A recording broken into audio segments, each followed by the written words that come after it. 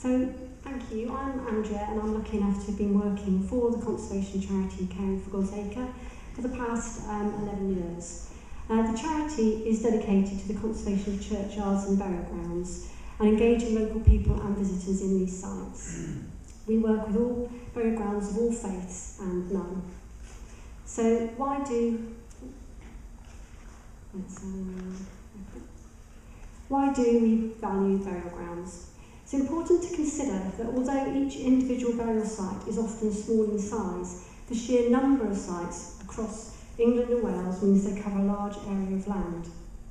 The size of each site ranges from under a quarter of an acre for a small chapel or church to up to 45 acres for a large cemetery. A study by English Heritage concluded that there are well over 20,000 burial grounds across England and Wales.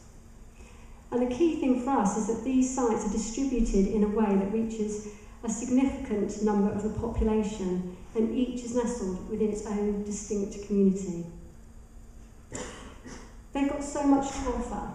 So before we just go into their wildlife potential, which is what we'll focus on mainly, we'll just think about the other things that burial grounds have to offer. First of all, burial grounds are fantastic places for education across all generations. They act as outdoor classrooms steeped in natural history, local history and social history. They're used by schools and groups such as playgroups, scouts, brownies, and they're often easily accessible and within walking distance of communities. If we think about creative inspiration, the tranquility, aesthetics and spiritual depths of burial grounds make them inspirational places to many writers, poets and artists, both past and present. The photo at the bottom is of people, children felt making. They went outside, looked at the flowers, came back and recreated them in felt, while another group was making stone carvings out of clay. And on this day, it was just a day in the summer holidays, over 120 people turned up at the Priory churchyard, running around the churchyard and enjoying the space.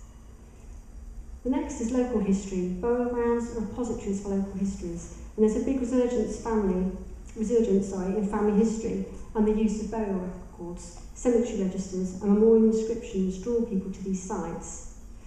The great thing is sites offer history that you can see and touch. And take the objects in the bottom of this photo. We were with an archaeologist who told the group to look through the molehills of the churchyard. So they didn't go out with spades or anything, they were just literally looking at the molehills. And within 15 minutes the children found old coins and pottery, and also a few bones which delighted the boys, which the vicar kindly reburied there and then.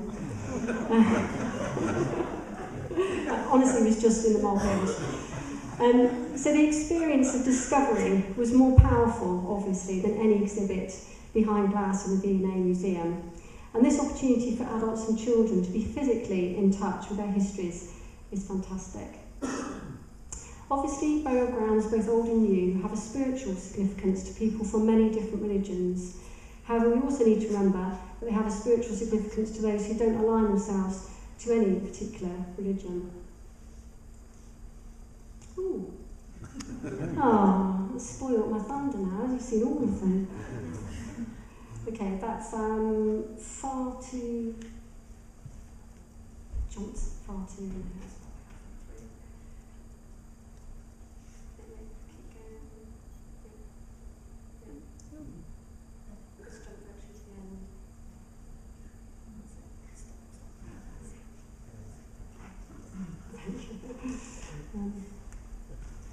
I'm just going to try again. Yeah. Okay. So burial grounds are valuable sites for built heritage, as we know. They contain monuments, memorials, preaching crosses, lich gates, sundials, gargoyles, many dating back to the Middle Ages. So my point really on this bit is that if you're wanting to involve your local community in your burial ground, you need to think about all the aspects that they may be interested in. That's the art, the nature, the folklore, recording the gravestones. And if you highlight these things in any events you do, then you'll encourage much more people to become involved. So let's just move on to wildlife. Although Caring for God's Acre's remit includes the built, cultural and natural heritage, it is the natural heritage which we get most inquiries about. There are many reasons why burial grounds are good for wildlife, so I'll just touch on a few. Although small in size, they harbour a disproportionate amount of important species. The churchyard is probably the oldest enclosure in the parish and will contain unimproved, relatively undisturbed grassland, which is now rare in the wider countryside.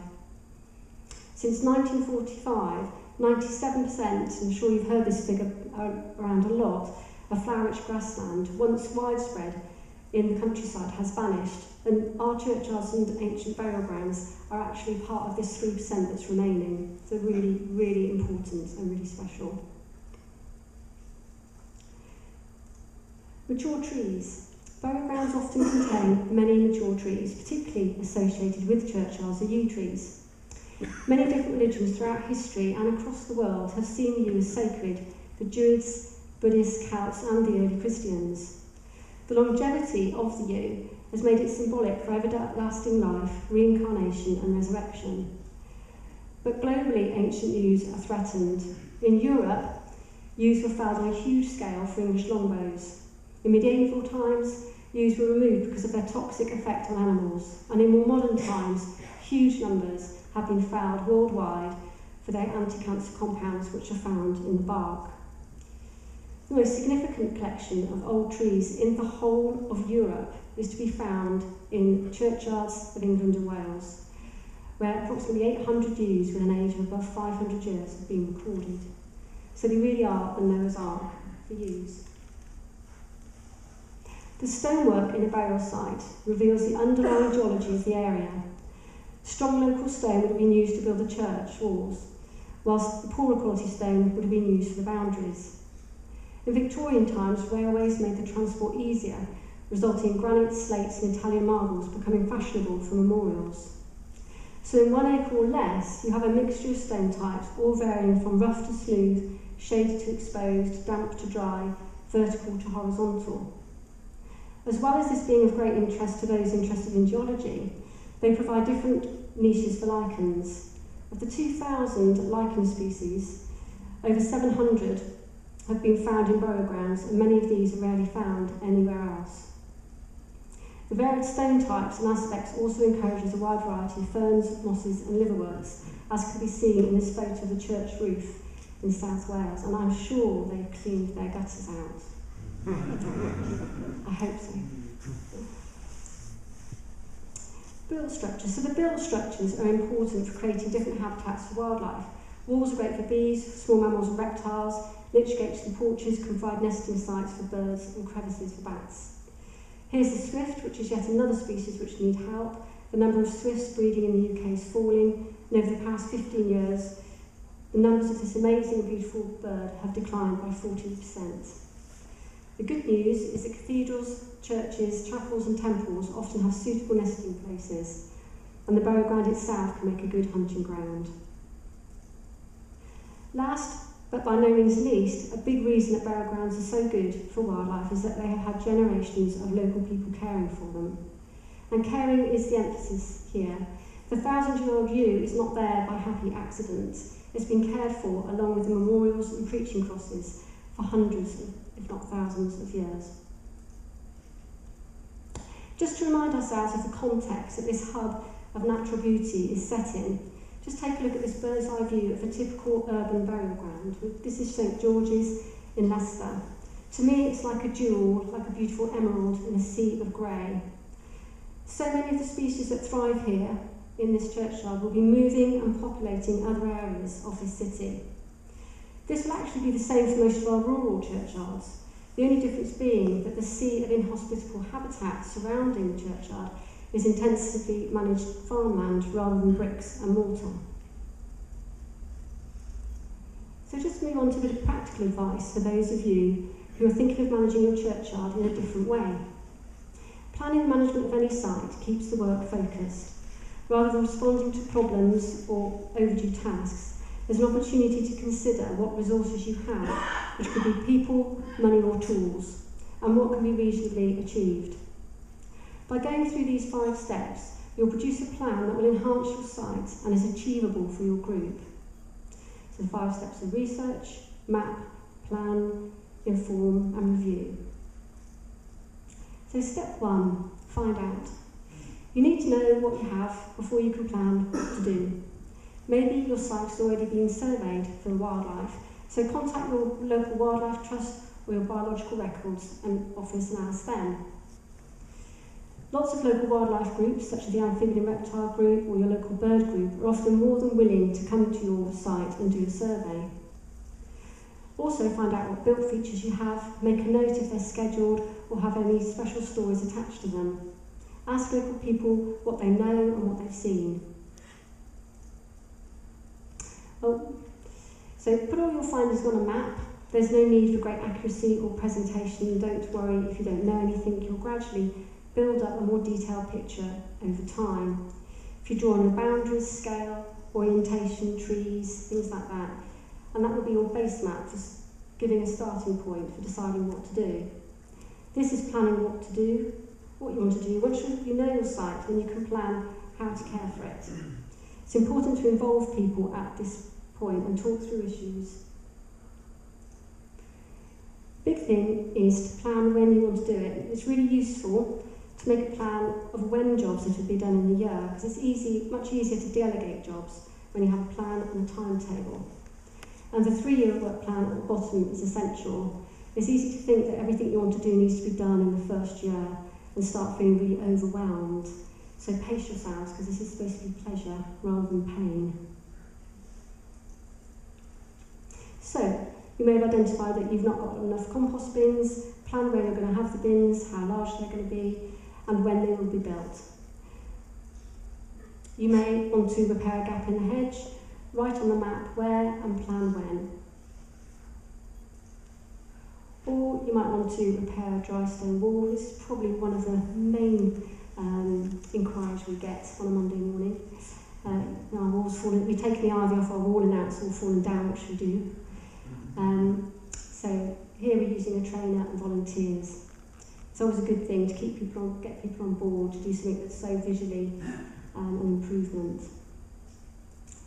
You may want to identify where you want long grass and where the paths will be, so mark these on a map. The main thing is, particularly if you're wanting a little area of long grass, is just don't take on more than you can handle. We do get called by lots of groups that just left their whole churchyard to grow long to see what happens, and it's just leave a little bit. You know, you don't have to leave the whole churchyard. Make sure that you have paths to graves that are visited, keep those areas long. We've got lots of information and advice about that, but don't leave lots of long grass lightly. It should be planned carefully to be sensitive. This is a burial ground, not a nature reserve. So step 4 on the 5 plan steps is consult and inform people about the plan. So you can give guided tours, have display in the church, or write a little article for the parish magazine.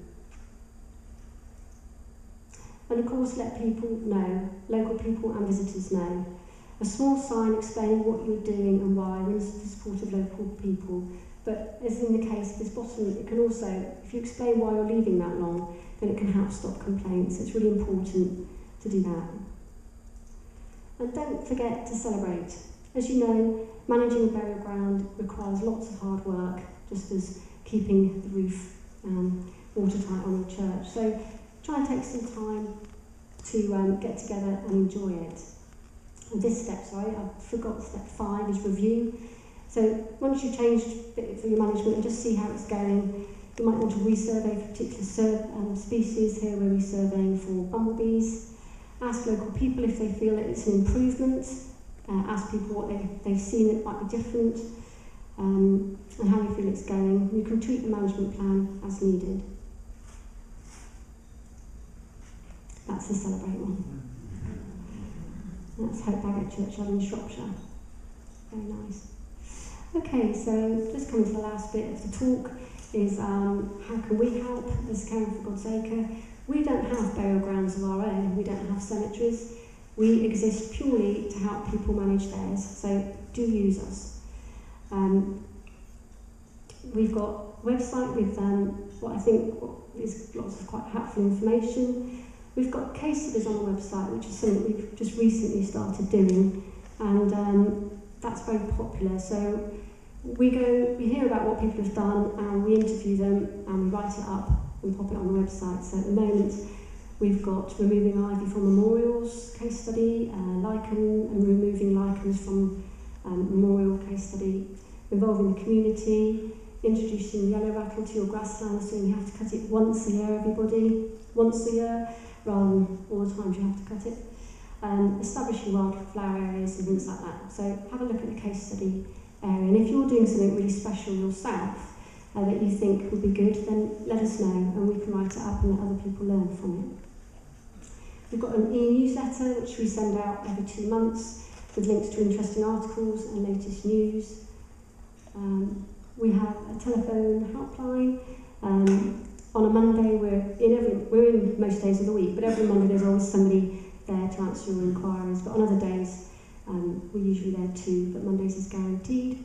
You can email us, and we can also promote your work and your events via social media. We've also got printed information. So we've got action pack with advice sheets on many topics, ranging from caring for the built structures and managing your grassland, to applying for grants and working for volunteers. But this is free to download off the internet, every bit of it. So you don't have to purchase it, you can just download it for free. Okay. We do Cherishing Churchyards Week, so we started this week a few years ago to try and raise the profile nationally of how fantastic churchyards are. It's the second week of June every year, and the idea is that churches run an event as part of the week. The registration form is on our website, just one side of A4. We'll pop the big details on the website and we get national publicity because of it. And here's just a selection of photos from previous years. It's family events, making nest boxes, and trying to deal with all that long grass that you've left grow long by scythe training, which is very popular. As part of the national project, we're visiting 15 regions across England and Wales over the 4 years and holding conferences and rural training days. So the next 2 years we'll be holding conferences in the places listed here. And the rural training days can include anything: surveying monuments, botanical surveying, scything, repairing walls. We've just done a 4-day course in Oxfordshire repairing a wall there, and that's free to church wardens or anybody managing burial grounds to learn the skills. Here we have a scything course. Again, we get lots of requests for those, and a hurdle making course, and the participants use the hurdles to make attractive covers for the size of their chest tombs while they're awaiting repair. And that's what they wanted to do, so that's what we did. We've also just recently launched the education pack. We've had over 1,000 downloads of it so far, so I think teachers are enjoying it. It's aimed at teachers of early years and primary school children, and it includes Welsh and English curriculum links. But many of the activities are also suitable for youth clubs, including Sunday schools and scouting and guiding groups. So, like I say, it's on the website and free to download. There's lots of templates like the bee one, and we've got ones with ferns around it and memorials around it, so it's a really nice resource, free to use. So that concludes my talk. All the speakers have kept their time, but with our conferences they all go way over, so I purposely kept mine as short as possible to make up for the late running of the conference, but this is spot on. So if you've got any questions, apart from badgers and bats, no, you can ask questions about those, but if you have any questions, yes? What is the website? The website is caringforgodsacre.co. .uk. Yeah. I wonder if you'd like to mention the haymaking box, which was on Sarah Crossley's CD-ROM, which I think you're using in Herefordshire. Yes, yeah. We've been managing in churchyards on the ground every Tuesday. It's something called the Churchyard Task Team, so we've got volunteers going out to different churchyards to give them some support. Pity they can't go everywhere, but at the moment they're sort of Shropshire, Herefordshire and Powys. And we were doing lots of siding and got all this long grass, and everybody was thinking, well, what are we going to do with it? It's a resource, really. It used to be part of the vicar's pay, and now we just chuck it away. So we googled on the internet and found plans for a hay baler made of wood, and we call it the holy hand baler. And once you've dried out your grass, you can put it in this wooden box, pull the plunger, and then this string that you've threaded through, and you tie it, and you've got a little hay bale that's about that big. And the churches sell it for about £2 to unsuspecting parishioners, and earn some money. So it's a really great thing to get lots of the community involved in. So thank you for. So we've got plans on our website for you to build yourself one, or go into business building them for somebody else. Yes? Do you have a register of burial grounds? Do you know where they all are across the country? No, we haven't. We haven't got a register of burial grounds where they are now. We've got a churchyard, which obviously comes under our sort of remit, if you like. But the burial ground, we've got a big closed burial ground, which is maintained by the council. And I don't know how much influence we would have over what happens to that. Yeah, we do get quite a lot of queries for when a churchyard is closed, how much input they can have on the management of it. It's a matter of your own local council and talking to them, really. Quite often what we do say, if somebody rings us and says, well, our churchyard is just about to be closed, we're about to hand it over, that's a good time to sort of chat with the local council about who could do what. You can hand it all over to them, or you can say, actually, we want to manage this bit, and can you manage that bit? If it's a county council, what we probably, I don't know who's in the room, but what we normally find is they'll come in and they'll scalp it off, but then they'll leave the valerian growing in the wall and the ivy ruining the tombstones, and so they're so busy scalping the grass and herbiciding around the monuments, some councils, or their contractors, that the actual important jobs like keeping ivy off memorials, checking the valerian and making sure the wall's not crumbling down, gets totally overlooked. So even if it's closed, you really do need to keep an eye on those, because they probably won't keep an eye on those things. Yeah, that's our experience. Yeah. Does your website introduce the idea of putting meadow into the burial? Well, the thing is with burial grounds, you don't normally have to put in any meadow. It's all there. Because they're ancient enclosures, and that's Monty Dom's got a lot to answer for, because he sort of goes about saying create your wildflower meadow. Well, if you've got a churchyard, unless you let it go and brambles are taken over, you might have then lost your sort of bank of wildflowers. But if you've been mowing it nicely and keeping it good, then all you need to do is rope off a little area, stand back, and watch the riot of wildflowers, because they're probably already there. So always see what you've got before you try and introduce anything. You probably won't have to introduce anything whatsoever. If you've got one area that's very rich and another area that has had brambles, you can cut a piece of turf out of your flower-rich area, then cut a piece of turf out of your more brambled area that you've now hopefully controlled the brambles and got rid of them, and swap them, and then that flower-rich turf starts populating that area. Yeah. Okay. I just got to thank you. Thank you.